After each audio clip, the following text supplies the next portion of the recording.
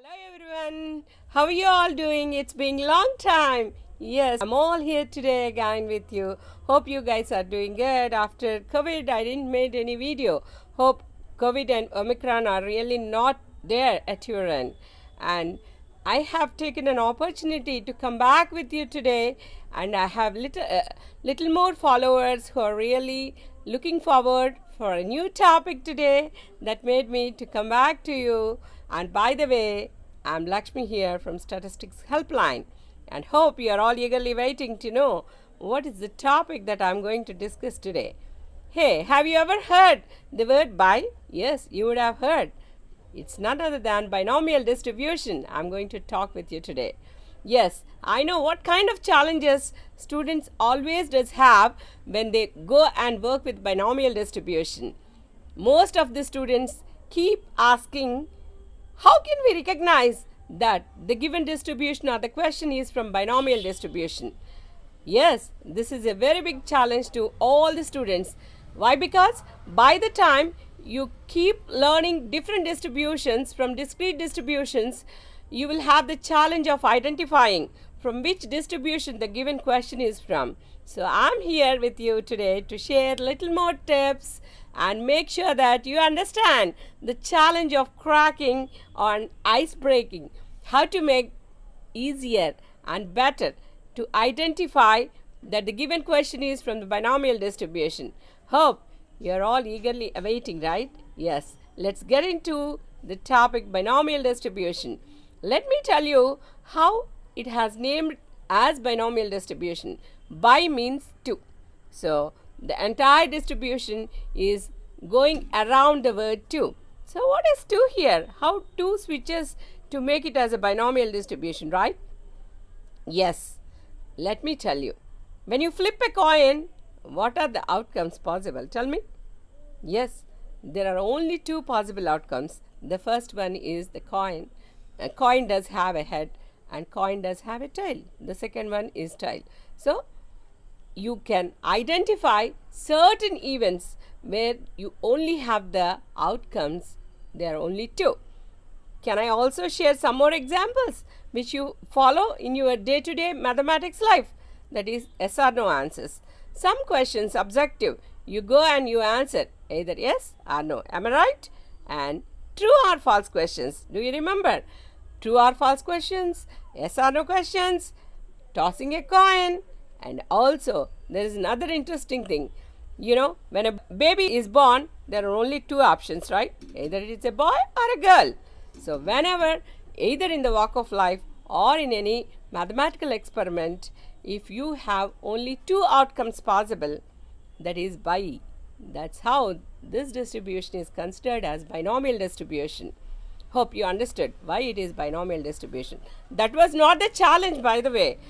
The challenge is how to identify. People keep asking me, students keep asking me, how do you know that it's a binomial distribution? Let me tell you. You need to identify certain things when you work with the binomial distribution. The interesting and the first thing you need to identify is it should have limited trials, that is finite number of trials. For example, as I said that if you take a coin and if you flip it 10 times, 20 times, it is very much finite. Finite means that is countable. So, when the number of trials is finite, then you can consider the first point of interest towards binomial distribution is finite number of trials, that is n. We represent it mathematically with the symbol small n. Okay? And next, and interesting, as I told you that it is because named as binomial distribution, it is nothing but the outcomes possible. That is yes or no, true or false. Again, only 2 possibilities should be there as an outcome when you make an event. Event means the thing which we consider, like it's flipping a coin or giving a birth to a child. It can be, the outcome can be a boy or a girl, or answering a true or false question, or many more in our walk of life. Don't ever think that statistics is far from your daily life. It is a part and parcel of our daily life. So never look at statistics very differently or very strangely. So as you understand different examples as applications in your walk of life, it will be so easy for you to understand statistics. And getting back to you, there is another interesting thing. I'm keep saying that this is a distribution, and you all know that probability, cross the fingers here, right?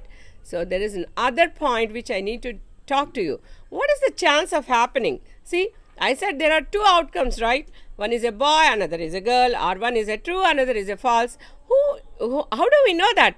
Whether it is a boy or a girl, or it is a true or a false, that is where the probability, that is the chance of getting a girl.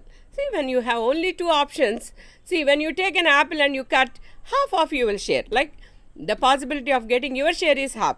Similarly, when you have only two outcomes, the possibility of happening any one of them is nothing but half. Half means 1 by 2. What is 1? 1 is either getting a head or getting a child, or getting a boy or a girl, whatsoever it is. What is 2 here? 2 is nothing but the total number of outcomes that is possible. So the chance of happening, mathematically speaking, is 50%. So it need not be 50%.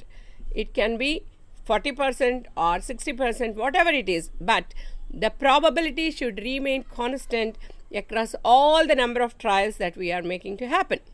I think you got it. So these are the 3 identities. The first one is finite number of trials. The second one is only 2 possible outcomes. And the third and the important thing is the probability or the chance of happening across all the trials should be constant. Your chance of happening should not change. Like today, the possibility of getting a boy is 50%, tomorrow it will be 60%. It's not like that.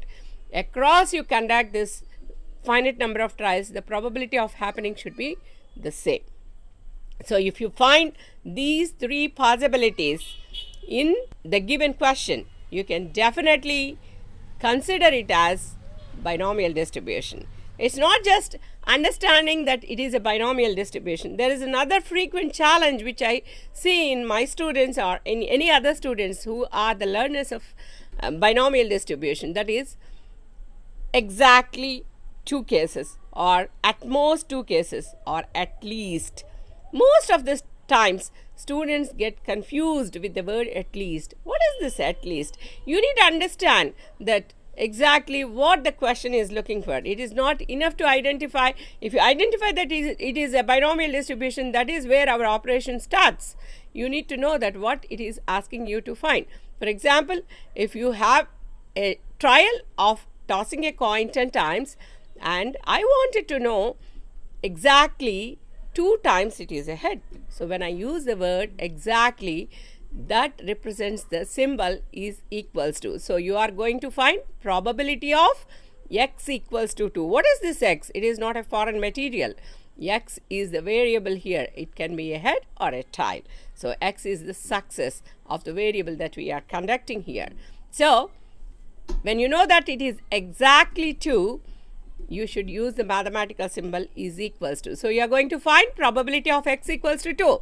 And another thing, I kept on telling you that there are a couple of things that you get confused. That is the word at least. If I say that I would like to know after 10 trials, what is the probability that it is at least 2? What is this at least?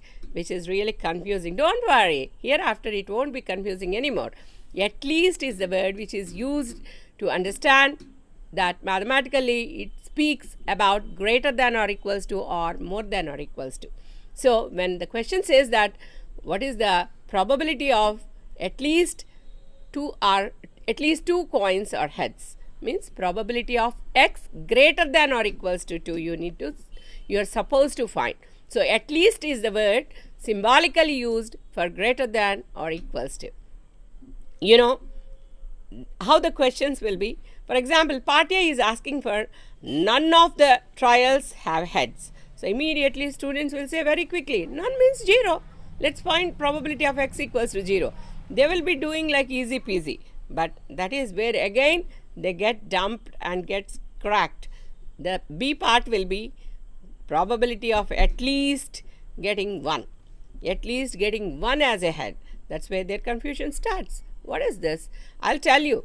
When I say that probability of at least 1 is a head, it means mathematically probability of x greater than or equals to 1. I took 10 trials, and if I have to find probability of x greater than or equals to 1, it is nothing but I have to go and find Probability of x equals to 1, x equals to 2, 3, 4, 5, 6, 7, 8, 9, 10. Oh man, this is a huge thing to go and do. The entire examination time will be finished. So here is a trick for you. So don't get annoyed when you have to go and find x greater than or equals to 1. It is simple. You know that the sum of the probabilities or the chance of happening any event is 100%, right? So when you work with the probability, we say that the sum of the probabilities is 1. So it is nothing but, instead of finding it is from x equals to 1 to 10, it is enough to find 1 minus x less than 1, isn't it? So already in the part A you would have found that x less than 1 is nothing but x equals to 0. So don't go and keep calculating when at least greater than 1. It is enough that you subtract part A answer from 1. There, that makes your job very easy and simpler. So that is the big story about at least. See, because it is at least, we have to talk a lot about it. Don't worry. The next one is not that tricky, but it always troubles most of the students too. It is the word at most. If I ask you, what is the probability of at most 1 is ahead, what will you say? At most speaks about less than or equals to. So it's simple. Probability of x less than or equals to 1. So you find for x equals to 0 and x equals to 1 and you add them, you will get at most. So it's not enough to identify that it is a binomial. It is equally important to learn that what the question is asking about. Is it asking us to find exactly the number of trials, or at most the number of trials, or at least? That's the story of binomial distribution. But I also have an add-on with you. Students will say, hey Lakshmi, we are not doing anything using the formula. We are using TI-83. How do I do it? This is another question I keep getting. So don't worry. Here is the syntax for you when you have to use the TI-84. It's very simple. Take your TI-84 into your hand. Just press the key second. Then immediately press the key VARS. And then navigate towards binom PDF if you are finding exactly. Okay, when it says exactly, use binom PDF. When it is asking for less than or equals to, use binom CDF. Simple. So what are you supposed to use in binom CDF? It is the syntax NPX in parentheses. You know very well. For this particular question, N is 10, isn't it? Because we are doing flipping the coin 10 times. And what is P? It's nothing but 0.5. And what is X? X is the value that the question is looking for, or you would like to crack for.